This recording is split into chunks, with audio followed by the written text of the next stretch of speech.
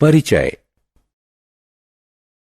रवि, क्या तुमने आज का गणित का होमवर्क कर लिया? हाँ, मैंने अपनी कक्षा के छात्रों द्वारा पसंद किए जाने वाले विभिन्न खेलों के बारे में कुछ जानकारी प्राप्त की है। ठीक है, लेकिन तुम ये कैसे पता लगाओगे कि किस खेल को सर्वाधिक छात्र पसंद करते हैं? ये तो बहुत आसान है। मैंने इन आंकड़ों को तालिका के रूप में व्यवस्थित किया है और अब मैं इन आंकड़ों को देखकर कह सकता हूं कि बास्केटबॉल को सर्वाधिक छात्र पसंद करते हैं। बच्चों, आपने देखा कि आंकड़ों का संग्रहण बहुत महत्वपूर्ण कार्य है। हम आंकड़ों को विभिन्न प्रकार से व्यवस्थित कर सकते हैं और कुछ उपयोगी जानकारी प्राप्त कर सकते हैं। इसलिए इस पाठ में हम आंकड़ों के रखरखाव के बारे में सीखेंगे। उद्देश्य। इस पाठ के अंत में आप निम्न करने में सक्षम हो जाएंगे: आंकड़ों का संग्रहण और व्यवस्थापन का महत्व समझना, किसी दिए हुए आंकड़े के समुच्चय के समांतर माध्य, बहुलक और माध्यिका की गणना करना, आंकड़े के समुच्चय की रेंज निर्धारित करना।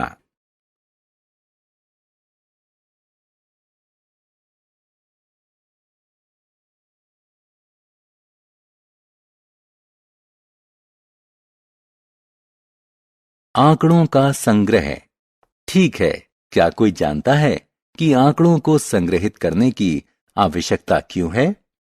मान लें कि हमारे पास क्रिकेट मैच में विभिन्न भारतीय बल्लेबाजों द्वारा बनाए गए रनों का आंकड़ा है। इन आंकड़ों को देखकर क्या आप बता सकते हैं कि वर्ष के दौरान किस भारतीय बल्लेबाज ने सर्वाधिक रन बनाए? नहीं।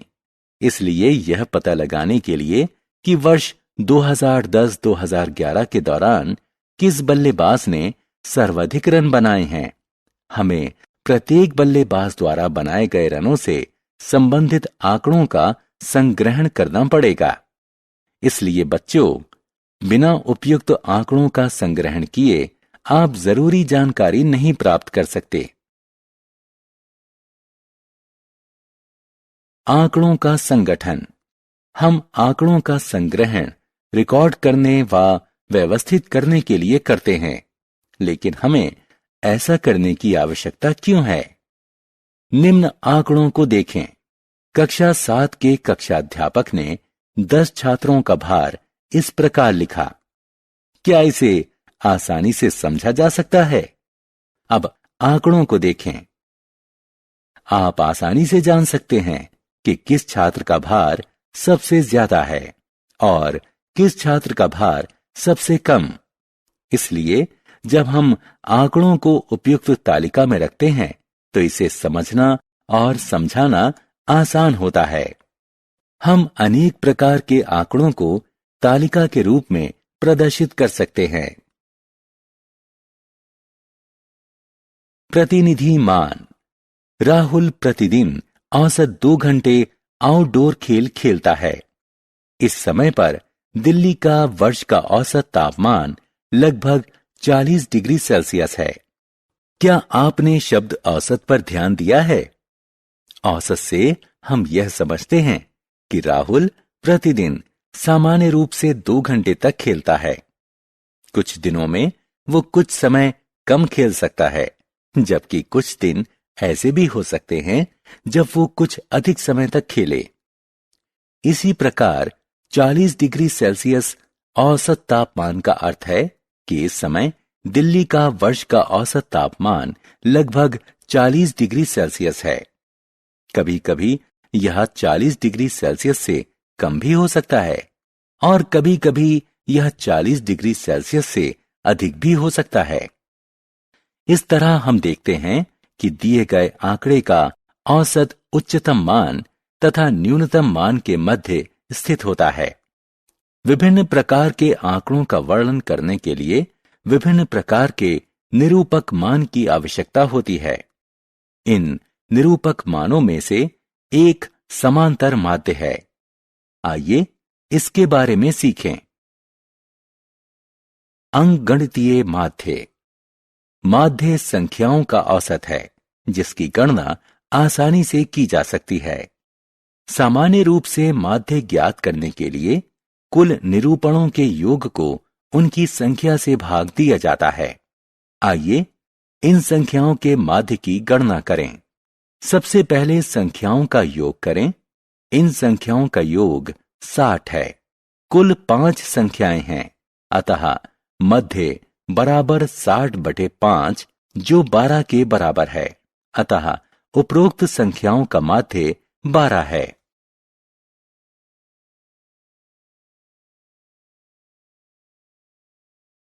अंकगणितीय माध्य का अभ्यास। रोहित बुद्धिमान और बहुत परिश्रमी लड़का है। उसने अपने गणित के अंक बढ़ाने के लिए 7 बार परीक्षा दी है। यहाँ प्रदर्शित आंकड़ा रोहित के प्राप्तांक हैं। क्या आप रोहित के प्राप्तांकों का माध्य ज्ञात कर सकते हैं? अच्छा, तो आइए सबसे पहले प्राप्तांकों का योग करें, जो 300 है। हम जानते हैं कि उसने 7 बार परीक्षा दी, इसलिए रोहित के प्राप्तांकों का माध्य बराबर 300/7 जो कि 42.86 है।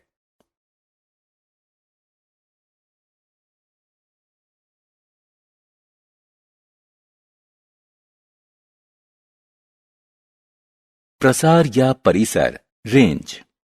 आंकड़ों के समुच्चय का प्रसार यानी रेंज समुच्चय के उच्चतम मान व न्यूनतम मान के मध्य का अंतर होता है। रेंज ज्ञात करने के लिए सबसे पहले आंकड़ों को कम से ज्यादा के क्रम में व्यवस्थित करें। उसके बाद सबसे बड़ी संख्या में से सबसे छोटी संख्या घटाएं। अतः बच्चों, अब आप भी आंकड़ों के समुच्चय की रेंज ज्ञात कर सकते हैं।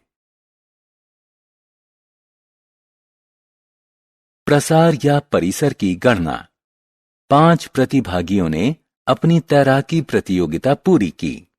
क्या हम इन आंकड़ों से तैराकी के समय की रेंज की गणना कर सकते हैं? हाँ, यह आसान है। सबसे पहले आंकड़ों को कम से ज्यादा के क्रम में लगाएं। अतः समय के उच्चतम मान में से न्यूनतम मान घटाएं। अतः तैराकी के समय की रेंज 3.9 मिनट है। बहुलक। साधारण रूप से बहुलक वो संख्या है जो बार बार आए। इस उदाहरण को देखें। यहां कुछ संख्याएं हैं। हम बहुलक कैसे ज्ञात करेंगे? बहुलक ज्ञात करने के लिए सबसे पहले हमें संख्याओं को क्रम में लिखना होगा। उसके बाद हमें गणना करनी होगी कि कौन सी संख्या कितनी बार आई है। अब देखें कि कौन सी संख्या सर्वाधिक बार आई है। इसमें 8 2 बार आया है, इसलिए बहुलक 8 है।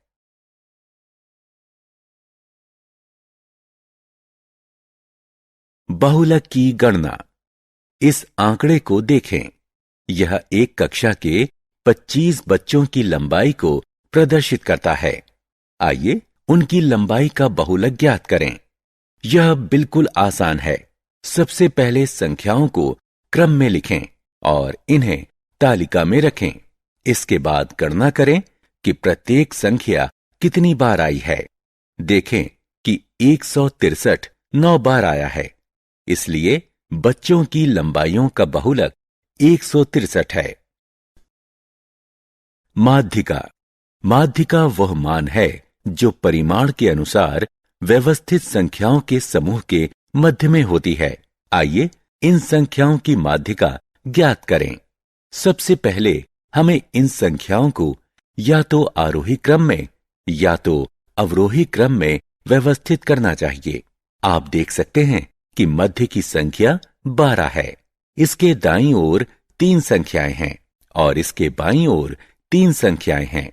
अतः माध्यिका 12 है। माध्यिका की गणना। गोयनका परिवार में 5 बच्चे हैं जिनकी आयु 9, 12, 5, 18, और 15 वर्ष है। मध्य वाले बच्चे की आयु क्या है?